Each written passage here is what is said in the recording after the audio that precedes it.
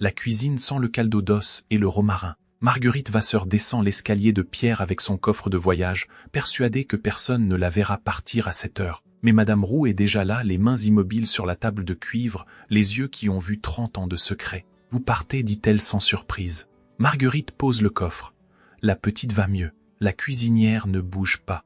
Le duc sait que vous partez. Marguerite sent quelque chose se tendre dans l'air. Je n'ai pas besoin de sa permission.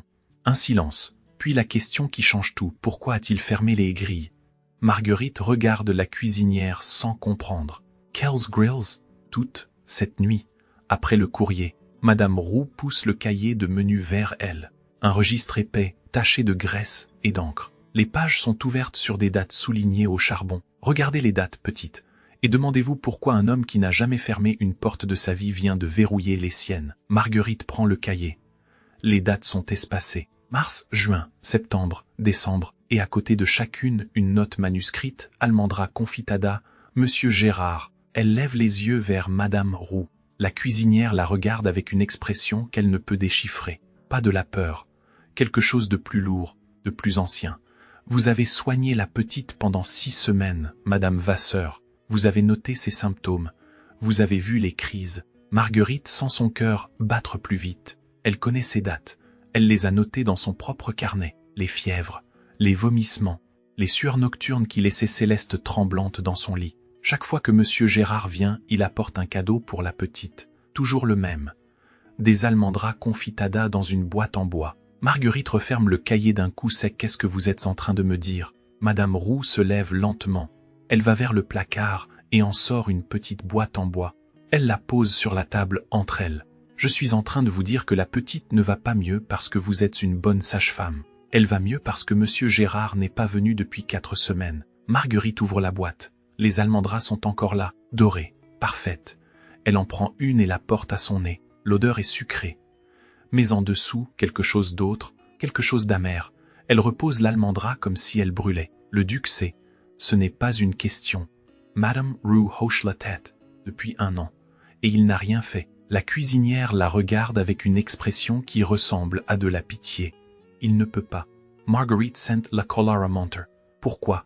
Parce que pour accuser Monsieur Gérard, il faudrait expliquer pourquoi Monsieur Gérard veut la mort de cet enfant. Et expliquer pourquoi, c'est détruire Madame Diane une 2e fois.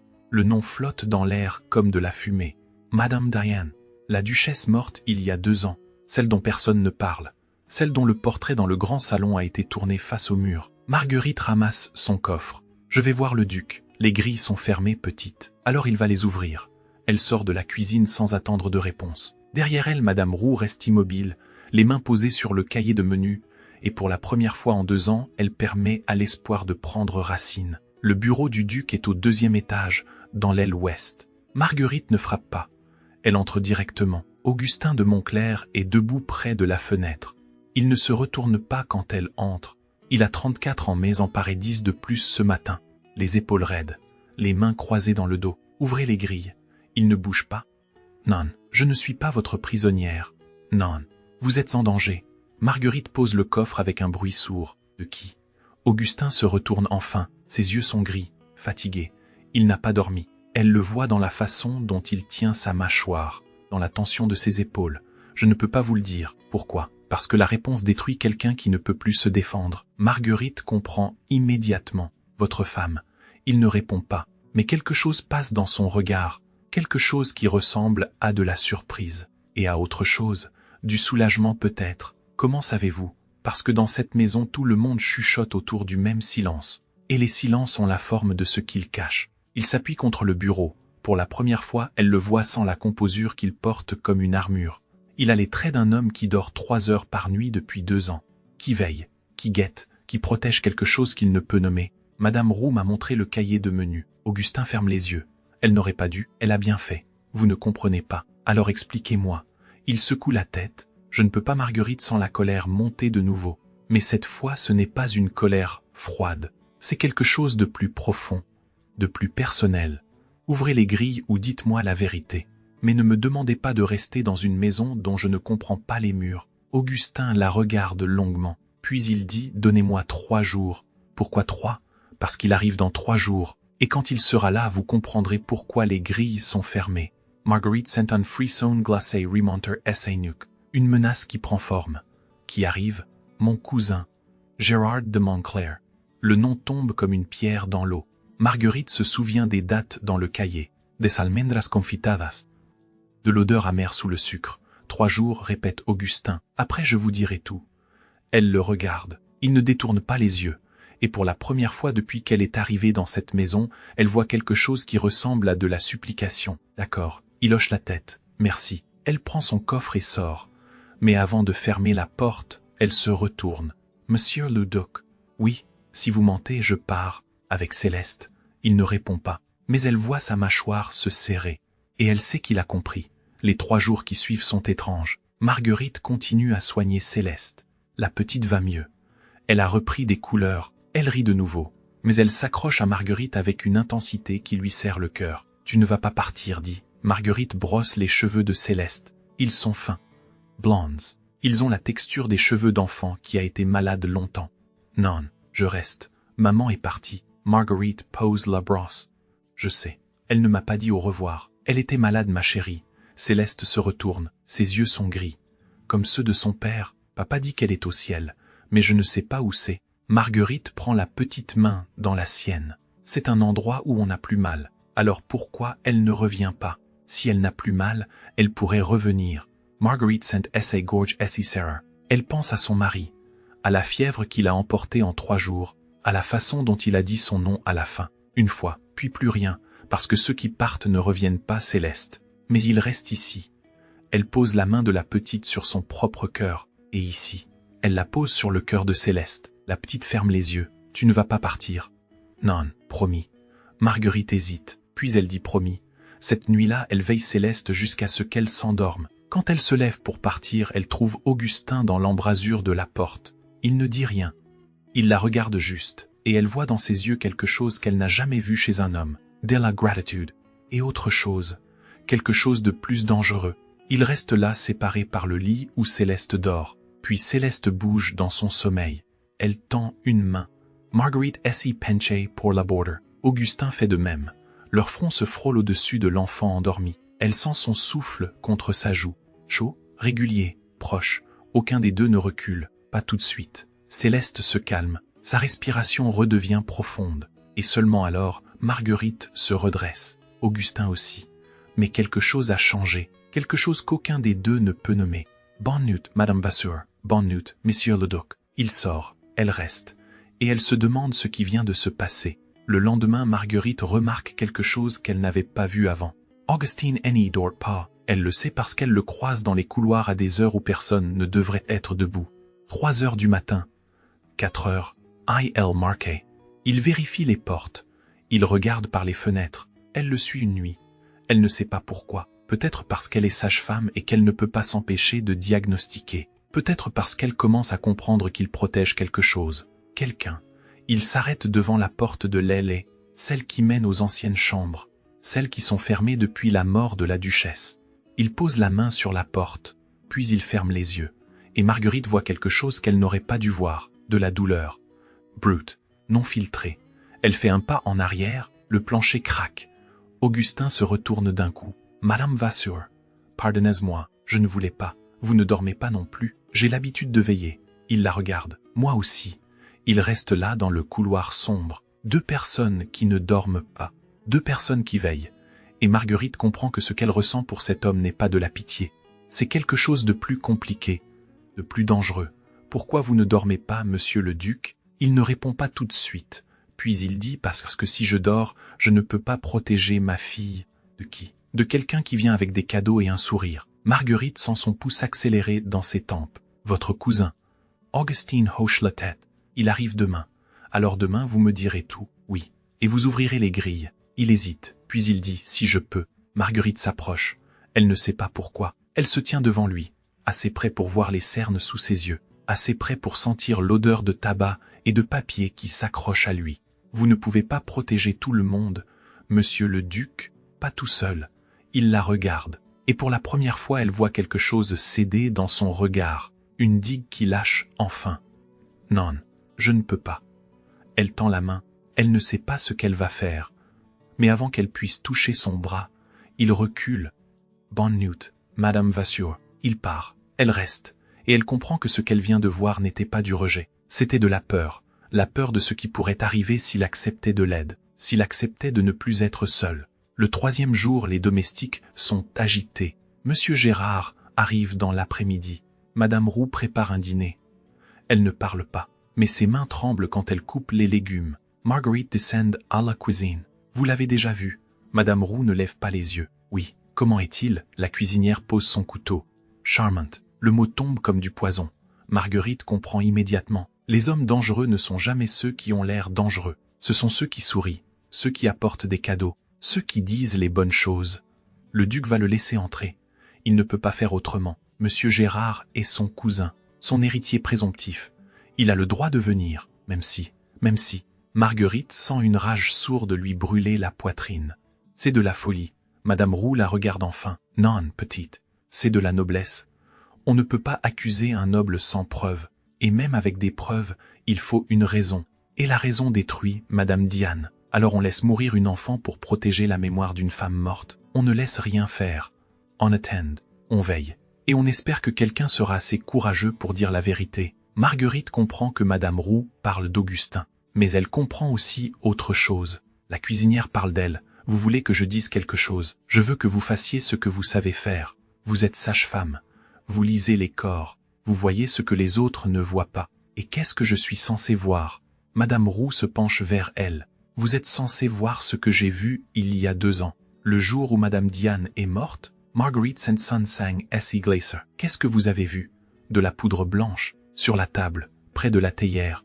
Après une visite de Monsieur Gérard, le silence qui suit est total. Marguerite entend son propre cœur battre. Elle entend le feu crépiter dans l'âtre. Elle entend le vent contre les fenêtres. Vous avez dit quelque chose. Madame Roux secoue la tête. J'ai nettoyé. Pourquoi? Parce qu'une cuisinière ne dit rien. Parce qu'une cuisinière ne voit rien. Parce qu'une cuisinière fait son travail et se tait. Marguerite voit les larmes dans les yeux de la vieille femme. Et elle comprend. Madame Roux porte cette culpabilité depuis 2 ans. Elle a nettoyé la poudre. Elle s'est tue. Diane est morte. Ce n'est pas votre faute. C'est ma faute. Et maintenant, c'est la petite. Et si je me tais encore, elle mourra aussi. Marguerite prend les mains de Madame Roux dans les siennes. Elles sont froides, tremblantes. Vous ne vous tairez pas. Je ne vous laisserai pas vous taire. Madame Roux hoche la tête. Puis elle dit, il arrive dans 2 heures. Le duc va vous éloigner de la petite. Il ne veut pas que Monsieur Gérard vous voie. Il ne veut pas qu'il sache que vous êtes là. Pourquoi? Parce que si Monsieur Gérard sait qu'il y a une sage-femme dans la maison, il saura que le duc se doute de quelque chose. Marguerite sent la père menteur. Pas pour elle, pour Céleste, pour Augustin, pour cette maison où tout le monde se tait et où les silences tuent. Alors qu'est-ce que je fais? Madame Roux serre ses mains. Vous faites ce que vous savez faire. Vous regardez, vous notez, et vous attendez le bon moment. Gérard de Montclair arrive à 4 heures. Marguerite le voit depuis la fenêtre de sa chambre. Il descend d'un cabriolet élégant. I'll port un manteau de voyage impeccable. Il sourit. Il a 38 ans. Il est beau. Charmante. Exactement comme Madame Roux l'a dit. Augustin sort pour l'accueillir. Marguerite voit la raideur dans ses épaules. La façon dont il serre la main de son cousin. Trop fort, trop longtemps, comme s'il testait quelque chose. Gérard rit. Il dit quelque chose que Marguerite ne peut pas entendre. Augustine n'y rit pas. Il se contente de hocher la tête. Puis ils entrent dans la maison. Marguerite attend. Elle ne sait pas quoi faire. Puis on frappe à sa porte. Entrez. C'est Augustin. Il ferme la porte derrière lui. Il a l'air épuisé. Mon cousin est arrivé. Je sais, je l'ai vu. Je vais vous demander quelque chose. Quoi? Ne vous approchez pas de Céleste tant qu'il est là. Marguerite sent une vague de colère la traverser. Vous me retirez de mes fonctions. Non, je vous protège. Je n'ai pas besoin de protection. Si, vous en avez besoin. Parce que si Gérard sait que vous êtes ici, il posera des questions. Et je ne peux pas répondre à ces questions sans révéler ce que je sais. Marguerite s'approche. Alors dites-moi ce que vous savez, maintenant. Augustin ferme les yeux. Puis il dit « Ma femme a eu un amant ». Les mots tombent comme des pierres. Marguerite ne bouge pas, elle me l'a confessé, avant de mourir. Un officier. 3 semaines. L'été avant la naissance de Céleste. Marguerite Saint-Saëns cœur Essie Sarah. Vous pensez que Céleste n'est pas votre fille? Non. Elle le regarde, surprise. Non? Augustin ouvre les yeux. Diane a écrit un journal. La dernière page dit « L'enfant est de lui. Elle a toujours été de lui. Marguerite comprend immédiatement. Mais votre cousin ne sait pas ça. Non. Il a entendu la confession, par la porte, à travers l'infirmière, mais il n'a pas vu le journal. Alors il pense que Céleste est illégitime, oui. Et s'il meurt, vous héritez. Non. Si Céleste meurt, c'est lui qui hérite. Marguerite sent tout s'assembler dans sa tête. Les almendras confitadas, les fièvres, les dates dans le cahier de Madame Roux, la poudre blanche près de la théière. Il l'empoisonne. Augustine hoche la tête, depuis 1 an, et vous ne pouvez pas l'accuser. Non. Parce que pour l'accuser, je dois dire pourquoi il veut la mort de Céleste. Et dire pourquoi, c'est révéler la confession de Diane, c'est détruire sa mémoire, c'est ouvrir un scandale de légitimité. Marguerite le regarde. Elle voit la fatigue, l'épuisement, le poids de 2 ans de silence. Alors vous l'avez laissé faire. Non, je l'ai surveillé. J'ai empêché Céleste de manger ce qu'il apportait. J'ai éloigné les domestiques qui auraient pu parler. Et j'ai fait venir la meilleure sage-femme du canton. Il la regarde, et elle comprend. Il l'a fait venir pour sauver sa fille. Pas par la justice, par la médecine. Et maintenant, il est ici pour 3 jours. Et je ne peux pas le renvoyer sans éveiller ses soupçons. Marguerite sent un nœud se former dans son ventre. Alors qu'est-ce qu'on fait? Augustin s'approche. Il est tout près maintenant. Assez près pour qu'elle voie les veines sur ses tempes. Assez près pour qu'elle sente la tension dans son corps. On attend. On veille. Et on espère qu'il ne se passe rien. Et si quelque chose se passe, alors je fais ce que j'aurais dû faire il y a 1 an. Je l'accuse. Et tant pis pour Diane. Marguerite voit une résolution nouvelle dans ses traits. Une ligne franchie qu'il ne peut plus retraverser. Et elle comprend que ce qu'il vient de dire lui a coûté plus qu'elle ne pourra jamais savoir. La vie de votre fille vous appartient. Monsieur le duc, vous n'avez pas le droit de protéger une morte aux dépens d'une vivante. Il la regarde, puis il dit « je sais ». Il sort, elle reste. Et elle comprend que quelque chose vient de changer, qu'une ligne vient d'être franchie, et qu'il n'y a plus de retour possible. Les 3 jours suivants sont un cauchemar. Marguerite reste dans sa chambre. Elle ne voit pas Céleste. Elle entend juste sa voix parfois dans le couloir. Elle entend aussi la voix de Gérard, douce.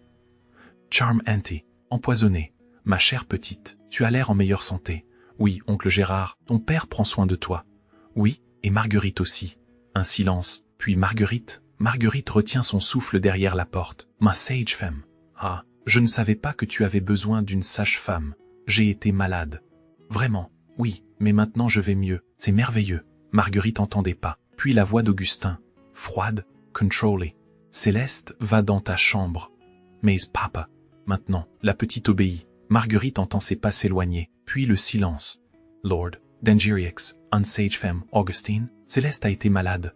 Je vois, et tu ne m'as pas prévenu. Ce n'était pas grave, vraiment, assez grave pour faire venir une sage-femme, mais pas assez pour prévenir la famille. C'est mon affaire, Gérard. 1 rire, 2. Empoisonné. Bien sûr, ton affaire. Comme tout dans cette maison. Les pas s'éloignent. Marguerite attend. Puis elle sort. Elle descend à la cuisine. Madame Roux est là, le visage pâle. Il sait. Oui, qu'est-ce qu'on fait? Madame Roux sort le cahier de menu. On finit ce qu'on a commencé. Elle passe la nuit à rassembler les preuves, les dates, les symptômes, les almendras confitadas. Marguerite note tout dans son propre carnet. Les fièvres, les vomissements, les sueurs. La corrélation est parfaite. Chaque visite de Gérard correspond à une crise. C'est de l'arsenic, dit Marguerite. Madame Roux hoche la tête. Je sais. Comment, parce que j'ai vu les mêmes symptômes chez Madame Diane. Marguerite sent un frisson glacé lui parcourir l'échine. Vous en êtes sûre? Oui, les vomissements, les sueurs. La façon dont elle perdait ses cheveux. Et l'odeur. Quelle odeur? Amandes amères, quand elle transpirait. C'est un signe d'empoisonnement à l'arsenic. Marguerite ferme les yeux. Elle connaît ce signe. Elle l'a lu dans les manuels. Elle ne l'a jamais vu, mais elle sait que Madame Roux a raison. Alors il a tué sa femme. Et maintenant il essaie de tuer sa fille. Oui, et le duc ne peut rien faire. Non, pas sans preuve, pas sans raison. Marguerite regarde le cahier. Les dates, les symptômes, les almendras confitadas. On a les preuves, oui, alors il faut les montrer. Madame Roux la regarde. À qui? Au magistrat. Le magistrat ne croira jamais une sage-femme et une cuisinière contre un noble. Alors au duc, il sait déjà. Marguerite sent la frustration monter. Alors qu'est-ce qu'on fait? Madame Roux pose sa main sur le cahier. On attend que le duc soit prêt. La nuit suivante, Marguerite ne dort pas. Elle entend des pas dans le couloir. Elle sort. C'est Augustin. Il marche vers l'aile et elle le suit. Il s'arrête devant la porte, la même que l'autre nuit. Il pose la main sur le bois, puis il l'ouvre. Marguerite le suit à l'intérieur. La chambre est vide, poussiéreuse. C'était la chambre de Diane. Il y a encore des robes dans l'armoire, des livres sur la table de chevet, et sur le bureau, un journal intime, Augustine Essesoit. Il ouvre le journal. Il le feuillette jusqu'à la dernière page, puis il lit à voix haute. L'enfant est de lui, elle a toujours été de lui. J'ai menti, pas sur l'amant, sur le doute. Il n'y a jamais eu de doute, mais j'avais peur. Peur qu'il ne me pardonne pas, peur qu'il ne me croie pas. Alors j'ai dit que je ne savais pas, et maintenant je meurs avec ce mensonge. Pardonne-moi, Augustine, pardonne-moi. Sa voix se brise sur les derniers mots. Marguerite s'approche. Elle pose la main sur son épaule. Il ne bouge pas, elle avait peur. Oui, et vous l'avez pardonné. Oui, mais vous ne vous êtes pas pardonné. Il lève les yeux vers elle. Ils sont humides. Comment le pourrais-je? J'ai laissé mon cousin la tuer. Vous ne saviez pas? Si, je savais. Madame Roux m'a dit qu'elle avait trouvé de la poudre. Je n'ai pas voulu voir. J'ai pensé que c'était un accident, que c'était la maladie. Vous ne pouviez pas savoir. Si, je pouvais. Et maintenant il essaie de tuer ma fille. Et je ne peux toujours rien faire. Marguerite s'agenouille devant lui. Elle prend son visage dans ses mains. Elle le force à la regarder. Si, vous pouvez dire la vérité. Vous pouvez montrer ce journal. Vous pouvez accuser Gérard et détruire Diane. Diane est morte. Céleste est vivante. Il la regarde et elle voit la dernière barrière tomber. L'acceptation remplacer le refus. Vous avez raison, oui, mais j'ai besoin de vous. Je suis là. Il pose sa main sur la sienne. Elle sent son pouce sous ses doigts. Rapide, irrégulier, comme celui d'un homme qui a couru trop longtemps. Merci. Elle ne répond pas. Elle se contente de rester là, à genoux devant lui, leurs mains jointes, et elle se demande quand exactement elle a cessé de vouloir partir, quand exactement elle a commencé à vouloir rester. Le lendemain, tout explose. Marguerite descend à la cuisine. Céleste est là. Elle est pâle. Elle tremble. Madame Roux est penchée sur elle. Qu'est-ce qui s'est passé? Elle a mangé des almendras. Marguerite sent son cœur s'arrêter. Quand, il y a 1 heure, Monsieur Gérard les lui a donnés. Marguerite prend Céleste dans ses bras. La petite est brûlante. Elle vomit. Marguerite connaît ses symptômes. Arsenic, dose importante. Où est le duc? Dans son bureau, avec Monsieur Gérard. Marguerite monte l'escalier en courant. Elle entre dans le bureau sans frapper. Augustin et Gérard sont là. Ils se retournent. Céleste a été empoisonnée. Un silence de plomb s'abat sur la pièce. Gérard sourit. Un sourire doux. Charmante. Empoisonnée. Quelle idée. Marguerite le regarde. Vous lui avez donné des almendras. Oui, c'est son cadeau préféré. Elle contenait de l'arsenic. Gérard rit. Vous êtes folle. Marguerite s'y tourne vers Augustine. Faites quelque chose. Augustine regarde son cousin. Puis il dit Gérard sort. Quoi? Source. Maintenant. Gérard hésite. Puis il sort. Augustin ferme la porte derrière lui. Il se tourne vers Marguerite. Vous en êtes sûr? Oui, alors c'est fini. Quoi? Le silence. C'est fini. Je vais l'accuser. Marguerite sent un poids immense se soulever de sa poitrine. Vous êtes sûr? Oui, vous aviez raison. Diane est morte. Céleste est vivante. Et je ne peux plus protéger une morte aux dépens d'une vivante. Il prend le journal de Diane sur son bureau. Il le tend à Marguerite. Lisez la dernière page. Elle lit, elle comprend. Et elle comprend aussi ce que ça va coûter. La mémoire de Diane, la réputation de la famille, tout. Vous êtes prêt à payer ce prix? Oui, alors faisons-le. Le lendemain, Augustin convoque le magistrat du canton. Il convoque aussi les principaux, arrendataires, et Gérard. Tout le monde se réunit dans le grand salon. Marguerite est là. Madame Roux aussi. Augustine s'y lève. Il a le journal de Diane dans les mains. J'ai convoqué cette assemblée pour accuser mon cousin, Gérard de Montclair, d'avoir tenté d'assassiner ma fille, Céleste de Montclair. Un silence absolu s'installe. Gérard s'y lève. C'est ridicule. Augustin ne le regarde pas. Madame Vasseur va présenter les preuves. Marguerite s'y lève. Elle a son carnet dans les mains. Elle lit les dates, les symptômes, la corrélation entre les visites de Gérard et les crises de Céleste. Elle montre les almendras confiadas. Elle explique l'arsenic. Quand elle finit, le magistrat se tourne vers Gérard. Qu'avez-vous à dire? Gérard sourit. Avant de m'accuser, peut-être mon cousin devrait-il expliquer pourquoi j'aurais voulu du mal à cet enfant. Dis-leur, Augustin. Dis-leur ce que ta femme a confessé. Two less regards convergent vers Augustine. Il ferme les yeux, puis il ouvre le journal. Ma femme a eu un amant. Elle me l'a confessé avant de mourir. Mon cousin a entendu cette confession. Il a cru que Céleste n'était pas ma fille. Mais dans ce journal, ma femme a écrit la vérité. Il lit la dernière page à voix haute. Sa voix reste ferme. Mais Marguerite voit ses doigts blanchir sur le cuir du journal. Quand il finit, il pose le journal sur la table. Céleste est ma fille. Elle l'a toujours été. Mais mon cousin ne le savait pas. Il a cru qu'en tuant Céleste, il deviendrait mon héritier. Gerard S. Elev, tu n'as aucune preuve. Madame Roux S. Elev. Elle fait un pas en avant. Pour la première fois en 30 ans, elle quitte sa cuisine pour entrer dans le salon. J'ai trouvé de la poudre blanche dans la cuisine 6 mois avant la mort de Madame Diane, après une visite de Monsieur Gérard. Je l'ai nettoyée. Je n'ai rien dit. Et Madame est morte. Sa voix tremble sur les derniers mots. Marguerite voit les larmes couler sur ses joues. Et elle comprend que Madame Roux vient de se libérer d'un poids qu'elle portait depuis 2 ans. Le magistrat se tourne vers Gérard. « Avez-vous quelque chose à dire ?» Gérard ne répond pas. Il regarde Augustin. Puis il dit « Tu as détruit ta femme pour sauver ta fille. » « Oui, tu vivras avec ça. » Oui, Gérard est arrêté. On l'emmène. Et quand la porte se referme derrière lui, Augustin s'effondre dans un fauteuil. Marguerite s'approche. Elle pose la main sur son épaule. « C'est fini. » « Non, ça commence. »« Quoi ?»« Le scandale, les rumeurs. Less questions. Vous avez fait ce qu'il fallait. » Il lève les yeux vers elle. « Grâce à vous. »« Non, grâce à Madame Roux. » Madame Roux est toujours là, debout près de la porte. Augustine S. Elev. Il va vers elle. Il prend ses mains dans les siennes. « Merci. » Elle hoche la tête, puis elle dit « Pardonnez-moi, j'aurais dû parler plus tôt. »« Non, vous avez parlé au bon moment. » Elle sourit. Pour la première fois en 2 ans, elle sourit. Cette nuit-là, les grilles s'ouvrent. Marguerite entend le bruit du métal contre la pierre. Elle sort. Augustin est là, debout près des grilles. Il les regarde comme s'il ne les avait jamais vues.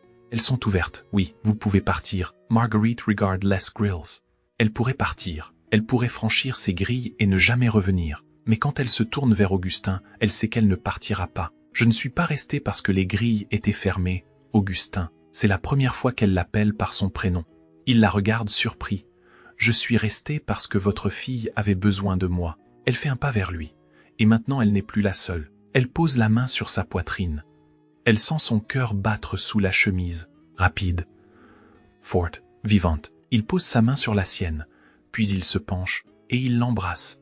Ce n'est pas un baiser de passion, c'est un baiser de soulagement, de gratitude, de quelque chose qui ressemble à de l'espoir. Et quand ils se séparent, Marguerite sait qu'elle est exactement là où elle doit être. Le printemps arrive. Les grilles restent ouvertes. La chaîne pend du mur comme une branche morte. Dans la chambre de Céleste, les fenêtres sont ouvertes. L'air sent le Lilith et herb fresh. Sur la table de la cuisine, il y a un pot avec une étiquette écrite de la main de Marguerite. À côté, le cahier de menu de Madame Roux, ouvert. Comme un livre d'histoire qu'on n'a plus besoin de cacher. Dans le jardin, on entend Céleste rire. Elle court, elle joue. Elle est vivante. Papa regarde. Je vois, ma chérie. Marguerite viens. J'arrive. Un silence. Puis la voix d'Augustin, tu triches? Non, c'est toi qui triches. Un rire. Le rire de Céleste qui dit qu'elle les a vus se regarder. Qu'elle a compris. Dans la cuisine, Madame Roux regarde par la fenêtre. Elle voit le duc. Elle voit la sage-femme. Elle voit la petite qui court entre eux. Et pour la première fois en 2 ans, elle sourit. Parce que dans cette maison où tout le monde se taisait, quelqu'un a parlé. Et en parlant, a tout sauvé.